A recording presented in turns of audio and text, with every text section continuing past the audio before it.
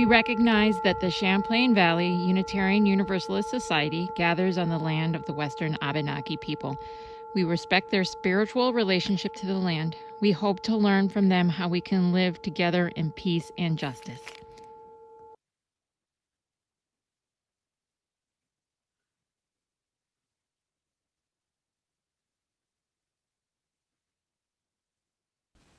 Good morning. This morning, the prelude is from our hymnal. It's hymn 134, Our World is One World. Now, as you know, sometimes I pick the music for our services based on the sound of the music. Does it fit a certain mood? But sometimes, in the case of hymns, the words that have been written for the music affect me. And that's true this week. I think it's been a tough week. Doesn't matter what side you're on, where you are, who you are. It's been a tough week. One of the verses says, "Our world is one world. The thoughts we think affect us all. The way we build our attitudes. With love or hate, we make a bridge or a wall." Another verse says, "Our world is one world, just like a ship that bears us all, where fear and greed make many holes, but where our hearts can hear a different call." So with my heart to your heart, I make a prelude.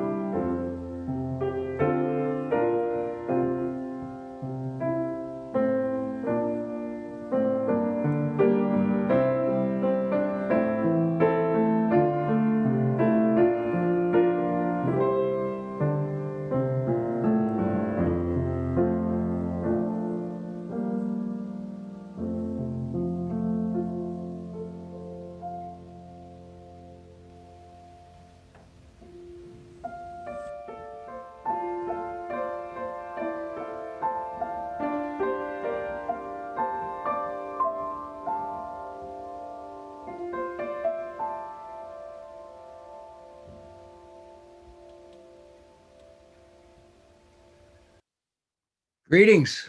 Good morning. Welcome. Happy New Year. Welcome to CVUUS, Champlain Valley Unitarian Universalist Society, and our remote service on this first Sunday of the month, the first Sunday of the new year, 2021.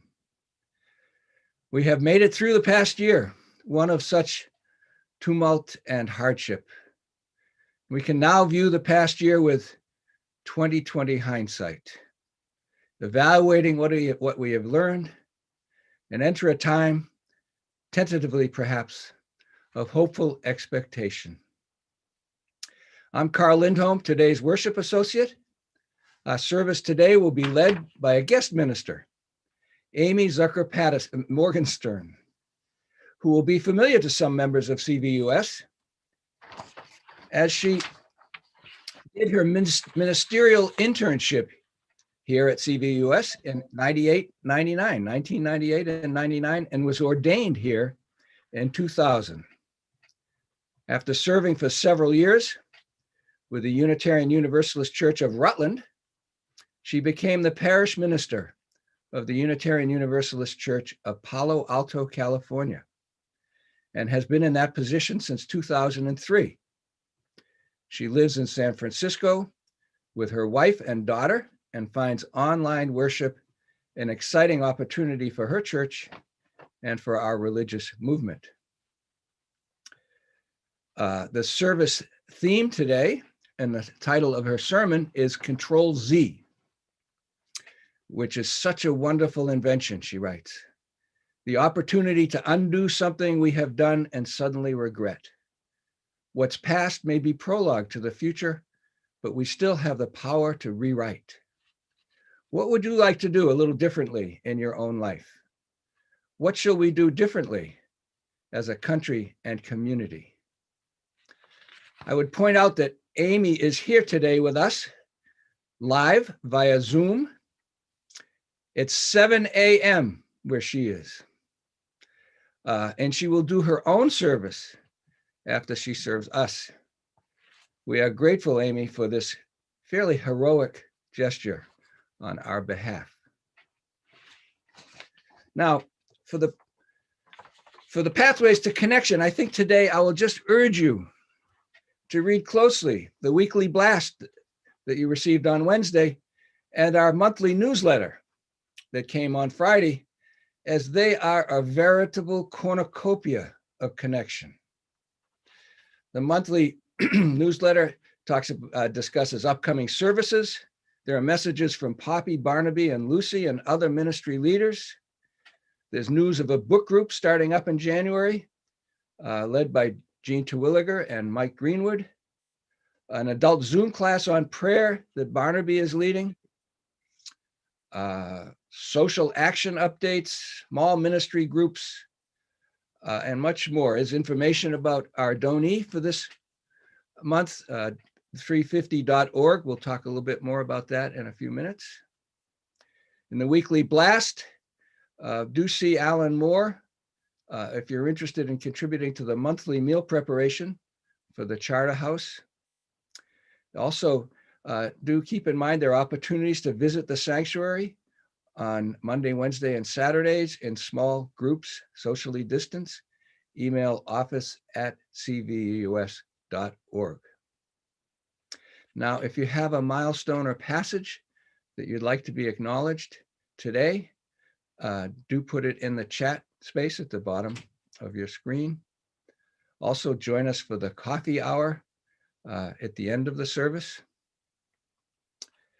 And now, Amy will lead us in the call to worship and the chalice lighting. Welcome, Amy, and thank you. Thank you so much, Carl, and everyone. It's really wonderful to be here. So, a new year is before us. A cup that overflows with possibility, and we offer it to one another here in this space. All of the potential, all of the possibility of our hearts still unfolding, all that we have to be together and to learn from one another, those who are here and those who have yet to enter our space. Let us accept with open hands and open hearts, open senses, open minds, all that the future and this community offers to us. That is to worship. Will you join me in saying the words of our chalice lighting, and to light a chalice yourself if you have one there.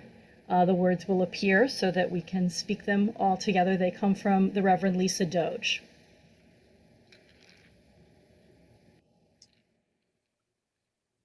For the new year, just days old, beginning today, always beginning, we light our chalice, symbol of faith, perseverance, and hope. For beginnings that emerge out of endings, appear amidst continuity, become visible in hindsight, we light our chalice, symbol of faith, perseverance, and hope in astonished thanksgiving and irrepressible praise.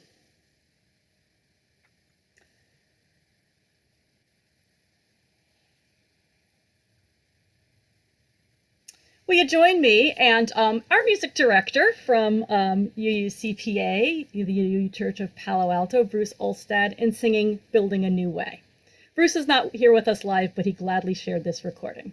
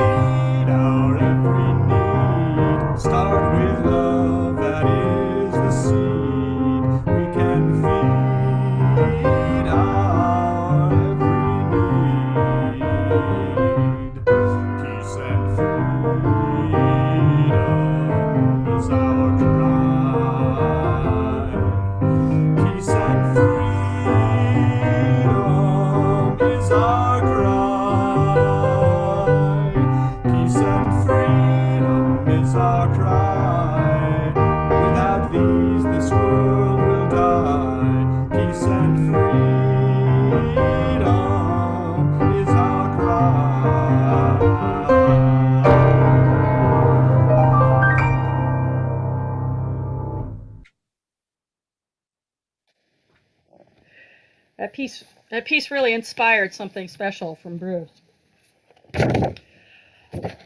I have a story, actually a cluster of stories from one of my favorite picture books.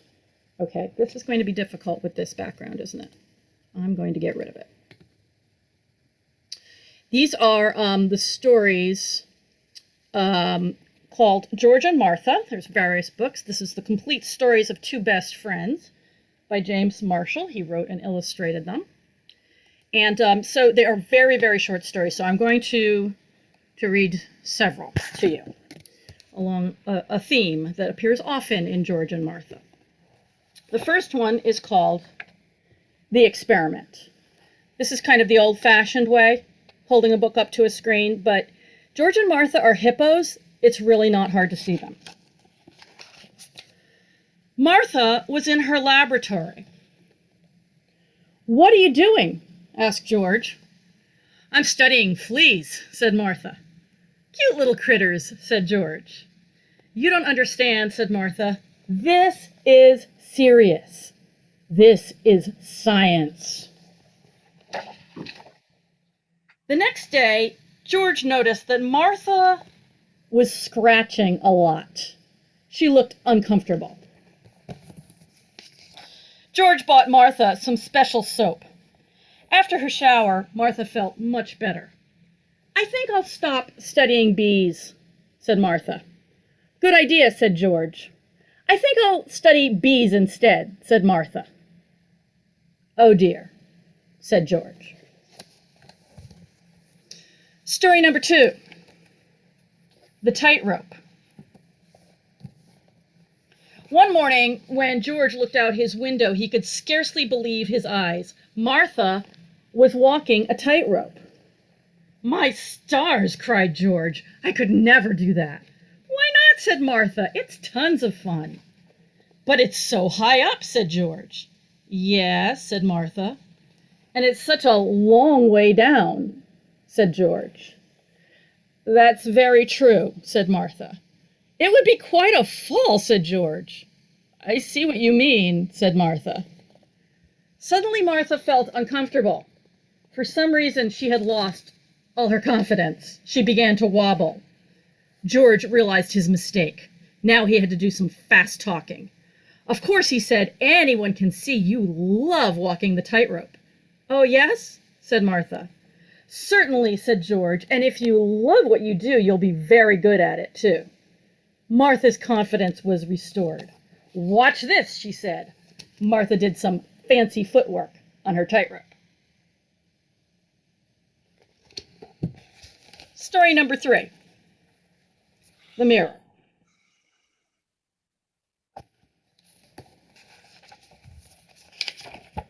"How I love to look at myself in the mirror," said Martha. Every chance she got, Martha looked at herself in the mirror. Sometimes Martha even woke up during the night to look at herself. "This is fun," she giggled. But George was getting tired of watching Martha look at herself in the mirror. One day, George pasted a silly picture he had drawn of Martha onto the mirror. What a scare it gave Martha. "Oh dear," she cried. "What has happened to me?" "That's what happens when you look at yourself too much in the mirror," said George. "Then I won't do it ever again," said Martha. And she didn't. And saving one of my favorites for last. The Fibber.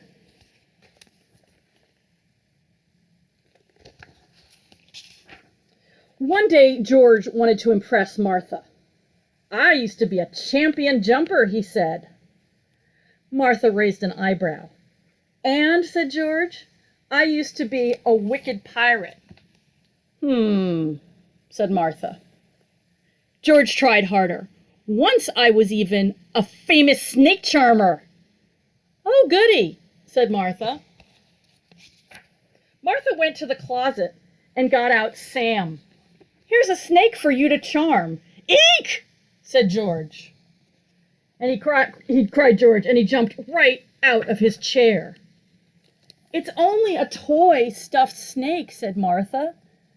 "I'm surprised a famous snake charmer is such a scaredy cat." "I told some fibs," said George. "For shame," said Martha. "But you can see what a good jumper I am," said George. "That's true," said Martha. The theme for the month is what our neighbors need from us. And our topic for the day is about times that we would like to change. So I thought that we could learn a little something about how to change when we want to with the help of loving friends like George and Martha. So I hope we can learn a little bit about being human from some hippos. Now we have Poppy to honor our children in song.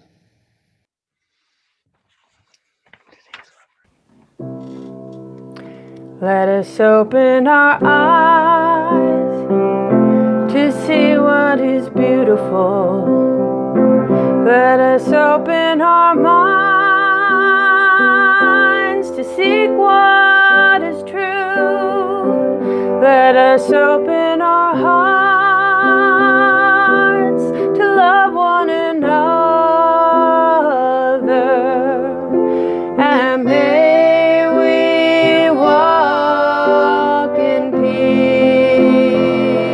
Let us open our eyes to see what is beautiful. Let us open our minds to seek what is true.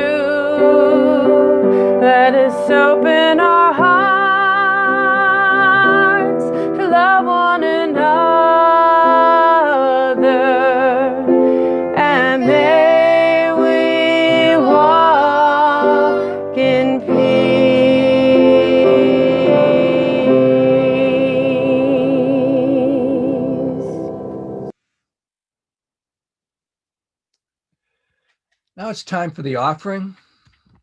Each Sunday, we share our plate with an entity doing good in the community or the world.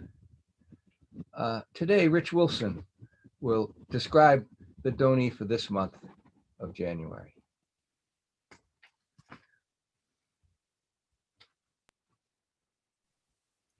Hi, I'm Rich Wolfson, a longtime member of CVUUS, and I'm here to introduce our Share the Plate donee for January. It's 350.org, a global organization that's working to avert Earth's human-caused climate crisis and to achieve climate justice. Like all our donees, 350.org works to further our UU principles. Because climate change is the greatest environmental threat our planet faces in the 21st century, it's clear that 350's work is consistent with our seventh principle, respect for the interdependent web of life of which we are all a part. However, it's also consistent with our second and sixth principles, which speak to justice and equity in human relations and a world community with peace and equity and justice for all. We can't solve the climate problem without solving it equitably. And right now, those who have contributed least to the problem are those who are suffering the most from the problem, and we need to rectify that. 350.org's goals are particularly a fast and just transition to renewable energy for all, saying no to new fossil fuel projects, and particularly to saying not a penny more for dirty, that is climate change causing energy projects. 350.org is indeed a global organization. It's active in 188 different countries, but it has roots right here in Middlebury. It was founded in 2008 by a group of Middlebury College students and activist Bill McKibben. So please give generously to this organization, which is trying to shape a planet that will be good for our future and our children's future and our grandchildren's future. Thank you.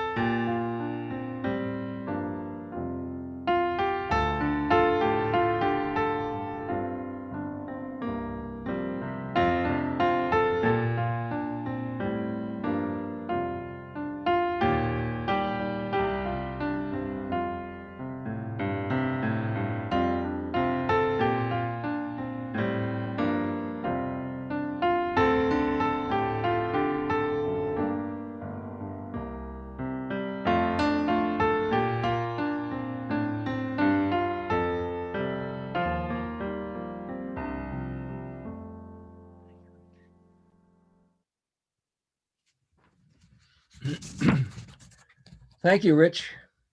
350.org, a global concern with local roots.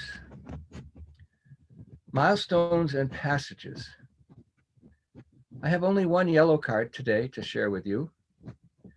It's from Robin Shy, who writes, on December 21st, I was diagnosed with a ruptured appendix and had surgery that night at the Maine Medical Center in Portland. Why Portland? We spent the fall living there and providing childcare for our newest grandson.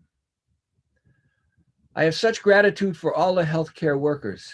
Every single person I came in contact with was competent, caring, and unfailingly kind. I also have a deeper feeling of empathy for the thousands of couples and families who have had to be separated at the hospital due to COVID restrictions. I was there alone for only 3 days, and I had a phone and a FaceTime for connecting. Ted and I are back in Vermont now, and I'm feeling stronger every day. It certainly has been a holiday season to remember in so many unexpected ways. So thank you, Robin. We're glad you're feeling better. And I know, of course, there are milestones and passages and joys and concerns that are unspoken today, but reside in our hearts. Now, Amy will lead us in a guided meditation.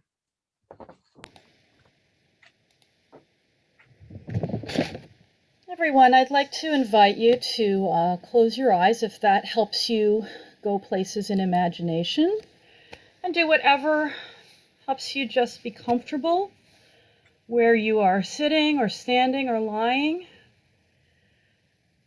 And let's begin there in our bodies. Just feeling gravity, the weight of ourselves, where we touch the earth, the floor, the chair, the bed. Just being aware of the ways we contact other parts of the world and how it feels, these parts of our bodies that are rooting us firmly where we live. And feel too the way we touch the air, feel it on our skin and coming in and out of our noses and mouths and right into our bodies, the air as it moves in and out.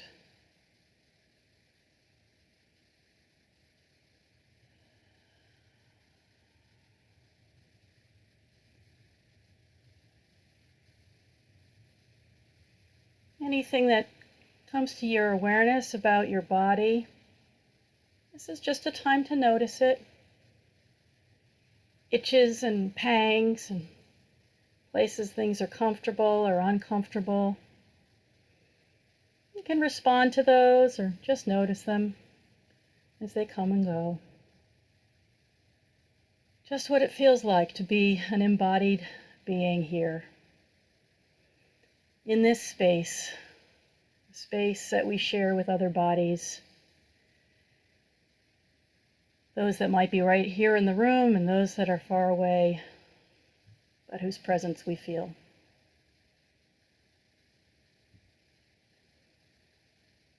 And in our minds, let's move now along a path.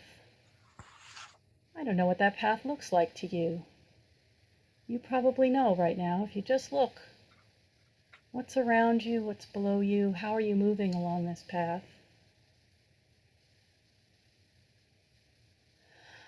You might be ambling. You might be rolling. You might be running flat out. And what does it feel like underneath and around you? What do you see and hear and notice?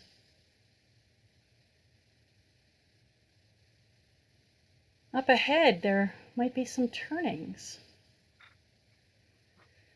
Places you'll decide which way to go or stop a while at the fork. And you realize turning around, looking behind you, that you can see the path farther back, places you've taken turnings you passed by, decided not to take. What do they seem like compared to the path you're on? Do you wonder? And looking at the ones up ahead, what does the path look like it's going to be? What would you like it to be? And might it change around you? Let's just move along it for a while and see.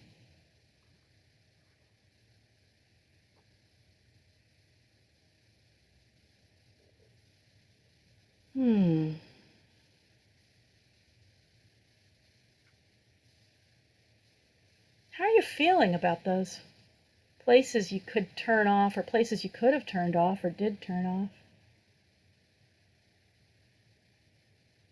What does it seem like to you that might be like.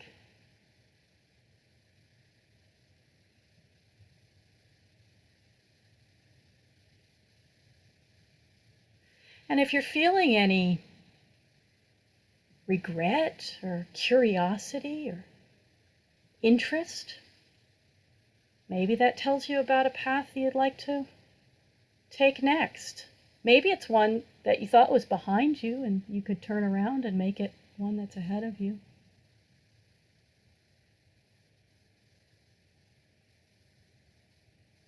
Or maybe you'll keep going in the direction you were going.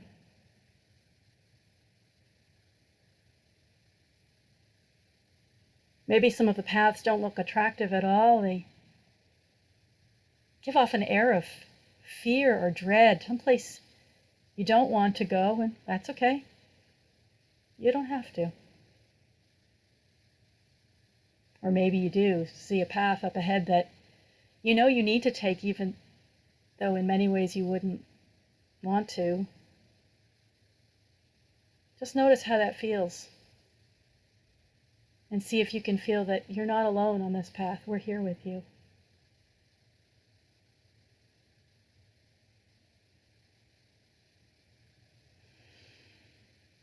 Now we're going to return to stillness and awareness of the physical place that we really are here together. So, as it feels right to you, become aware again of your surroundings, and when you're ready to be back here, open your eyes.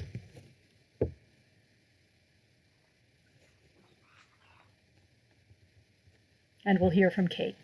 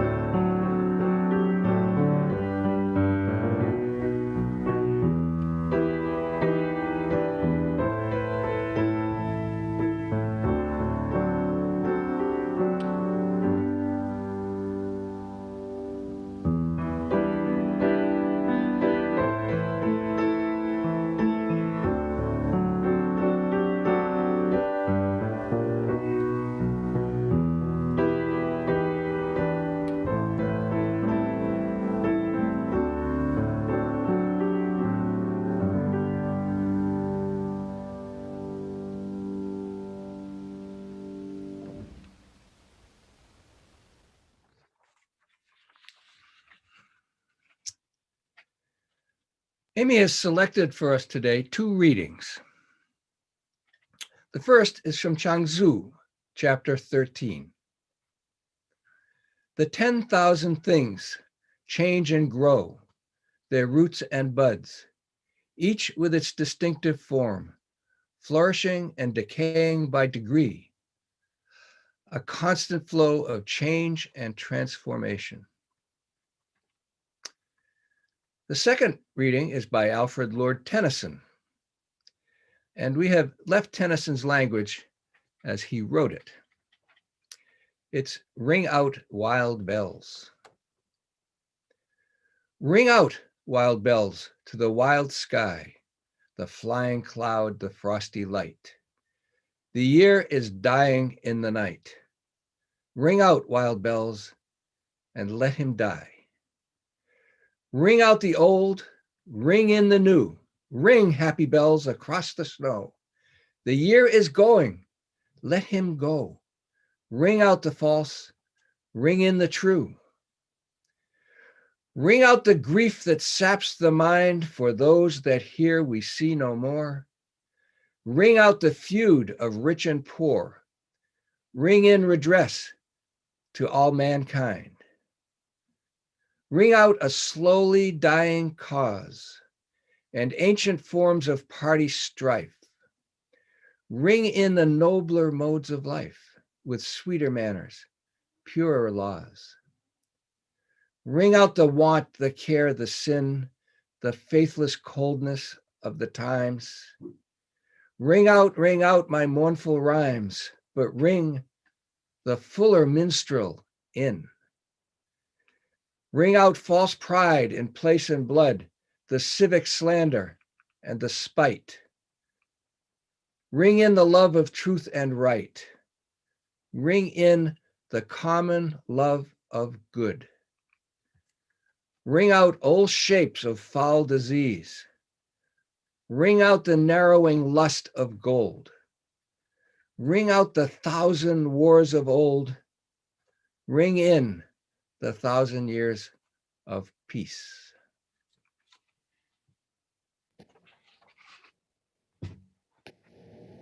Thank you, Carl. And thank you, everybody. It is such a blessing to be here. I cannot believe that 22 years have passed. And it is wonderful to see faces I know and to see how the congregation has changed and grown in the time since I saw you last. I'm just so glad. I think of you often, what you've meant to my life as I approach 21 years since my ordination, and I hope to be back there with my family before too long. Before when we can do that again. Vermont is high on our next list. My one regret today is that I forgot to bring home from the church in Palo Alto the beautiful stole that you gave me upon my ordination. I did want to wear it for this service, and in the whirl of Christmas Eve, the last time I was in Palo Alto, I forgot to bring it home.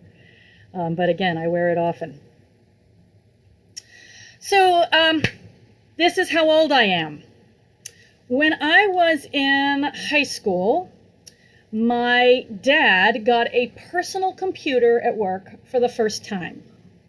He is a writer and now retired college professor, and he came home overflowing with happy reports about the things it could do. Not get onto the internet, that wasn't a thing yet, or make calculations in less time than a blink, because his field is English literature and does not involve a lot of math. No, what he could not get over was the copy and paste function. Amy, he said, if you decide a paragraph should go later in your piece, you can just lift it out and move it. It is so amazing. Now, I did not type a dissertation on a Smith Corona like my dad did, but as someone who writes for a living, I deeply appreciate not having to retype 3 pages or scribble in the margins every time I want to move a sentence from there to here. It's really good to look back in memory and realize how much the development of this humble function has helped us. But of all the simple, formerly impossible things a computer program can do, the one I'm particularly thankful for is Control-Z. Undo.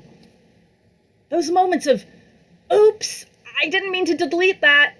Control-Z, and it's back.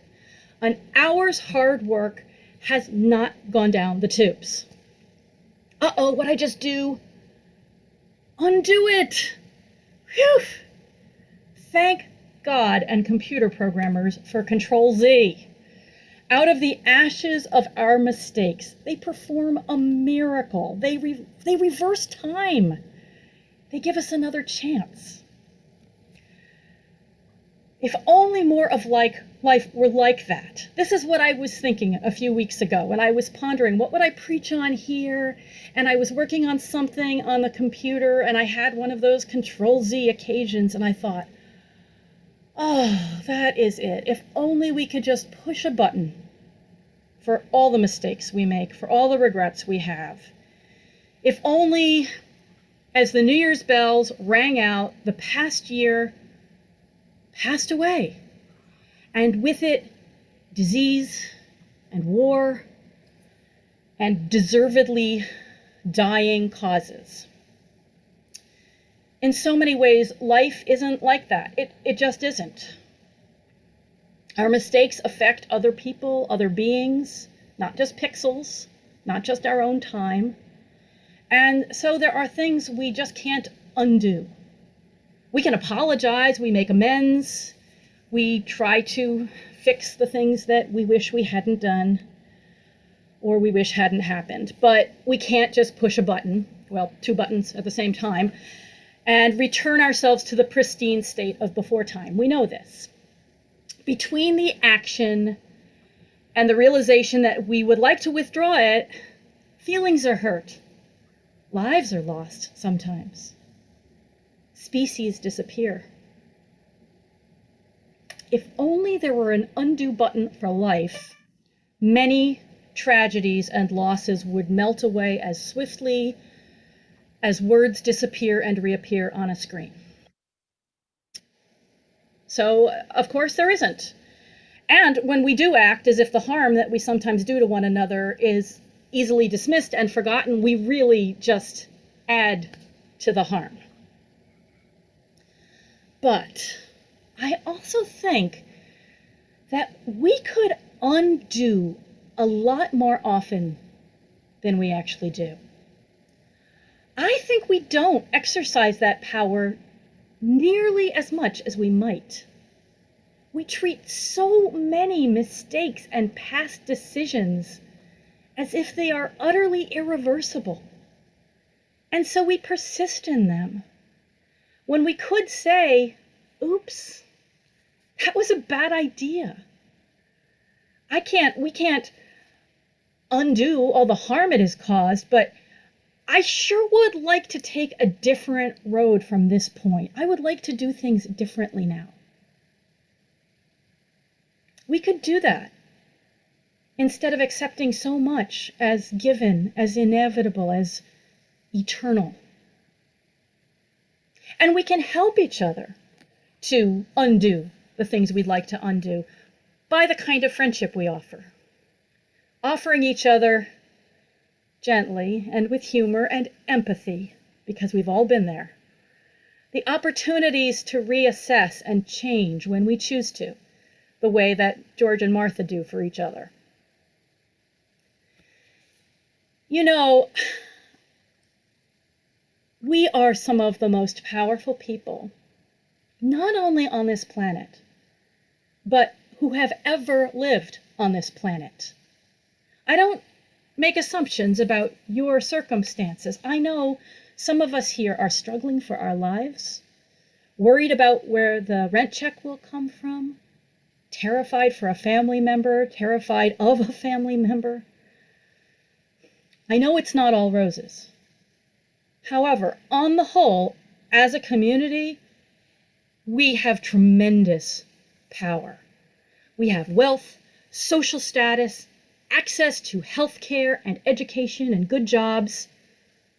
We as a community, this community of Unitarian Universalists in this time and place, are the beneficiaries of others' past decisions, whether right or wrong, and they have granted us a great deal of security and influence.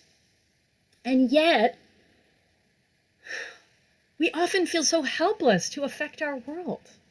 We look around and see overwhelming problems caused by past mistakes that seem impossible to undo. What if we embraced the power that we have? What if we embraced our ability to reimagine and remake our communities?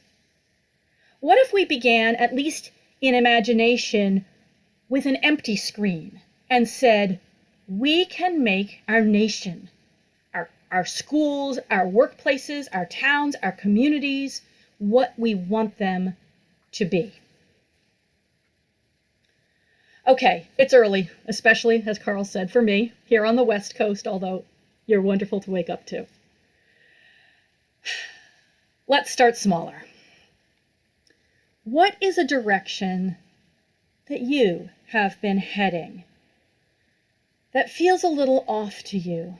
A habit you've gotten into, say, that a little niggling feeling tells you you'd really like to change. Something in your life that if you had that Control-Z button, if it were that simple, you might choose to undo it. I'll give you a moment to reflect and maybe think of something like that.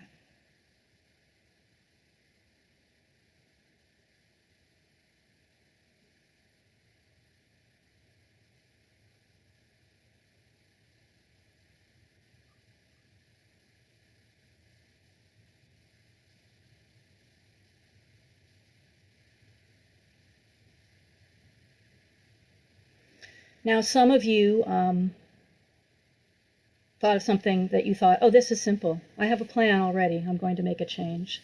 Some of you maybe couldn't think of anything yet. Some feel really daunted.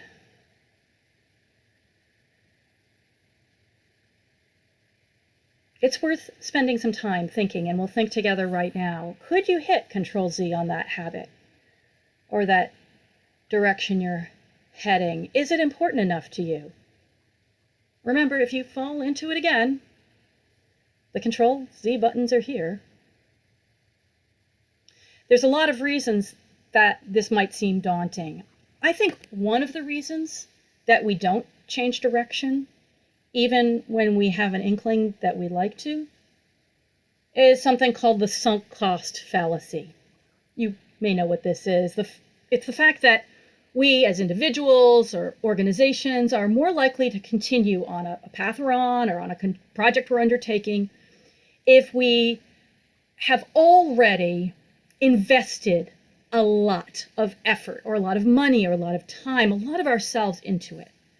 That we do this even when continuing is not to our advantage. This is otherwise known as throwing good money after bad. Now, this happens frequently. You buy a ticket, say, for a concert, for a play or a sporting event that you've really been looking forward to, and come the night you really, really don't want to go. You're really depressed, or you have a terrible headache. It's just really not a good time, but you feel like you should go because you spent the money. Well, sunk cost fallacy reminds us the money's gone. So what do you want to do now? But it's very, very hard to not just throw good money after bad, not tolerate a bad evening with a terrible headache in a sports arena when you really want to be home alone and quiet because of that feeling like I spent a lot on this, or it was in my plans, it was in my intentions. Now, in reality, these fallacies may be irrational, but they come about because we can't predict the future. The thing is, we don't know in advance what we will wish we had done. You can't find anyone to buy your ticket or even accept it as a gift, and the cost is sunk. You might as well cut your losses and do what you want to do that evening, put your pajamas on and tune in early. But you can't predict the future, and you're thinking, well, maybe when I get there, I'll be glad I did. Maybe my headache will be gone. Maybe I won't regret it. I can always turn around and come back if I'm really, really sorry I used my ticket.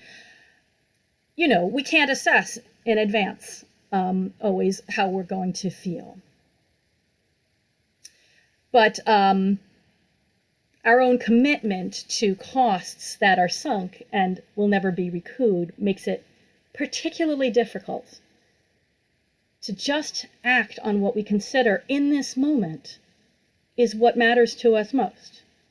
And of course, this is more important and more complex when many decisions, much more weighty than how we're going to spend an evening and $40.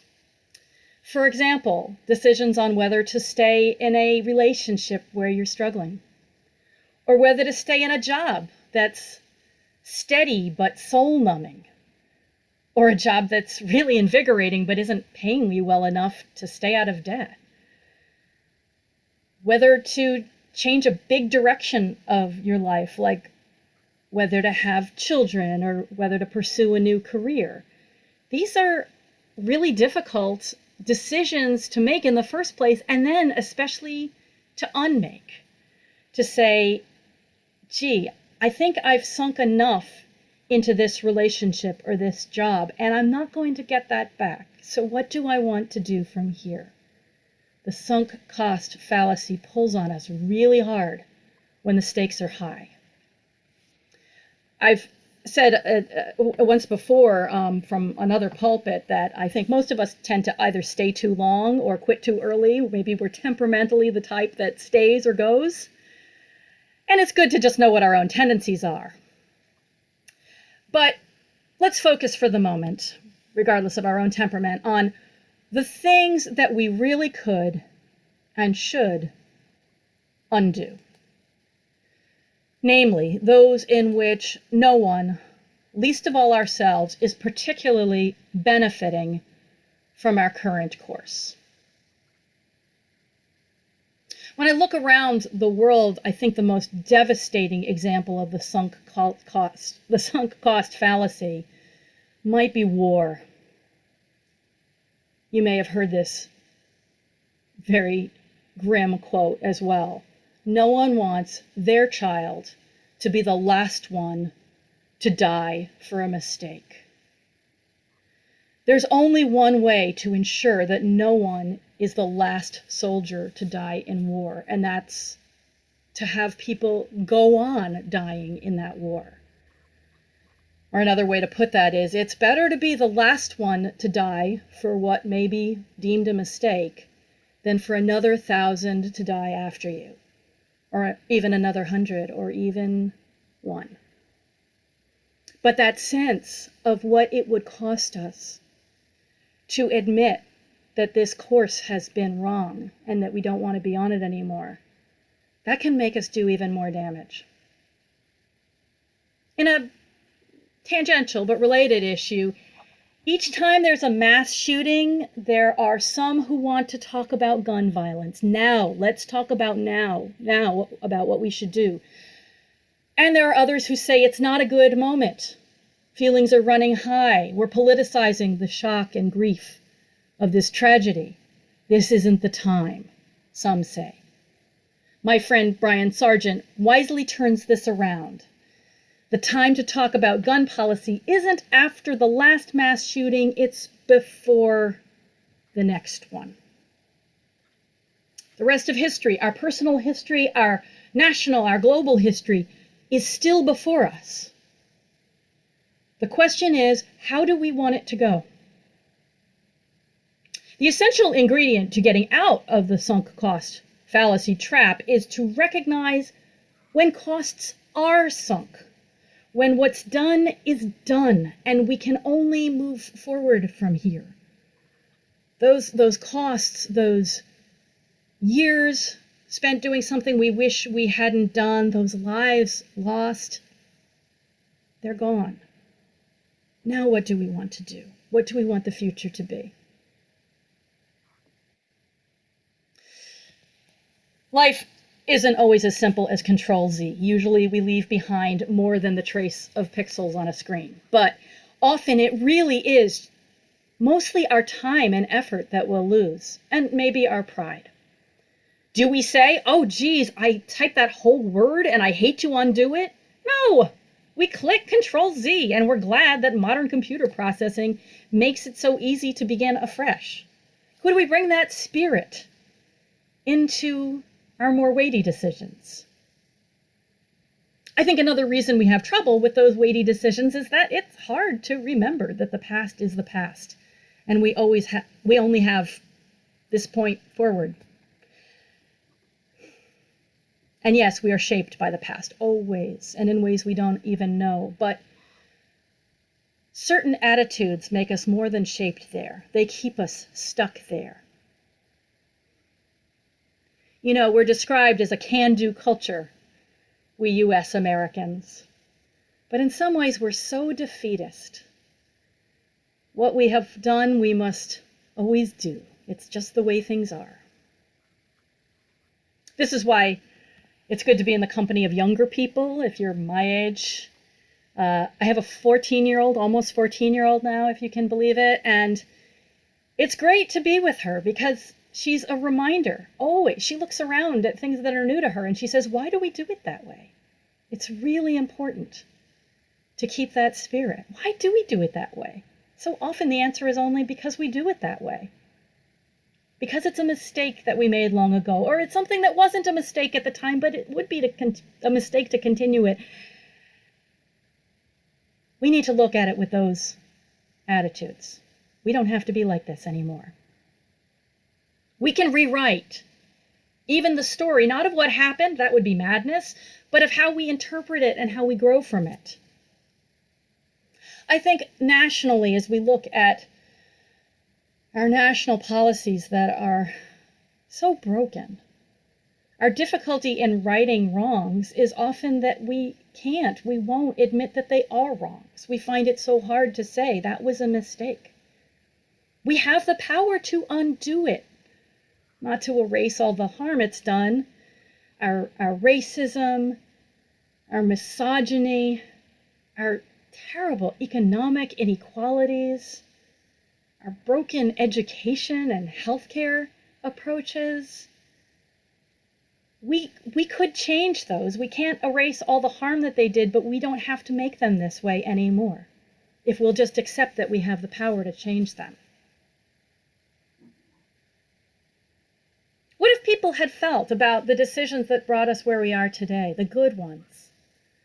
The expansion of rights to extend to people of different races, different genders, different sexual orientations and physical abilities. What if people had thought, as those changes were being debated, oh, we can't change this policy because it would show we'd been wrong all this time? Well, of course they did. That's probably why some really terrible policies held on for so long, one of the reasons. So, are we doing that now? And about what? Is there something we're doing just because it's the way we do it? Why, for example, is it so unthinkable to take a lot of what police do out of the hands of police departments?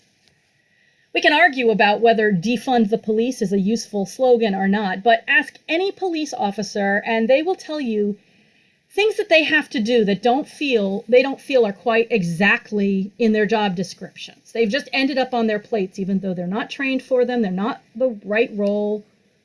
Why do we pay police to respond to mental health crises or redirect homeless people to services or evict tenants who haven't threatened violence but just can't pay? When police training and the police job description are not the right things for the task.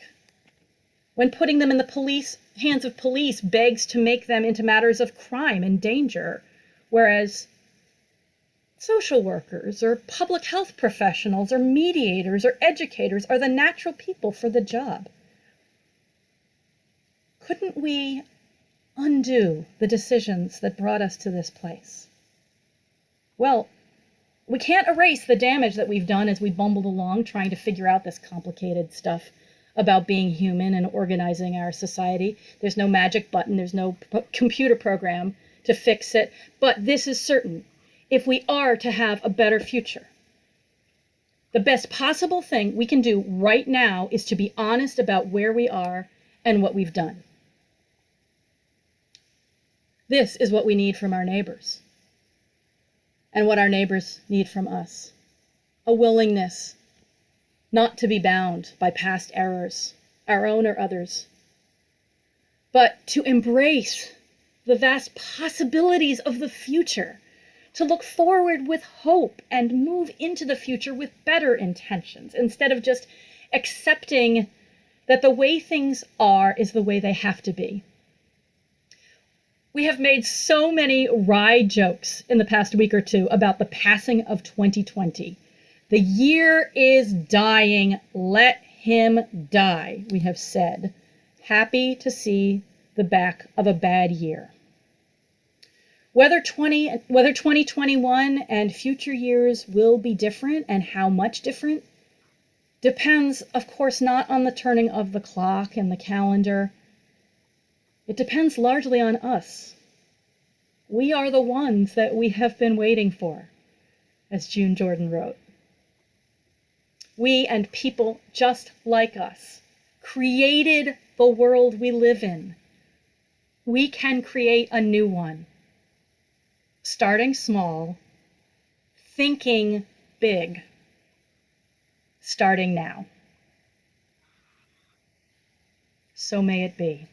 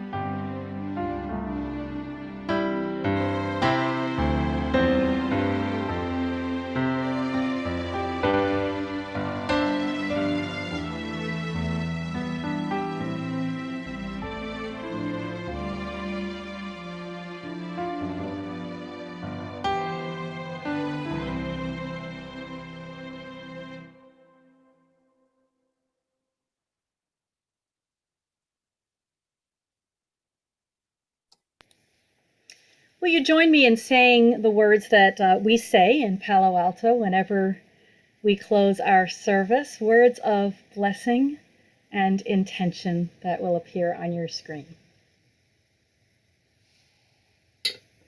Go out into the world in peace. Be of good courage. Hold fast to what is good. Return no one evil for evil. Strengthen the faint-hearted. Support the weak. Help the suffering. Rejoice in beauty. Speak love with word and deed. Honor all beings. Amen.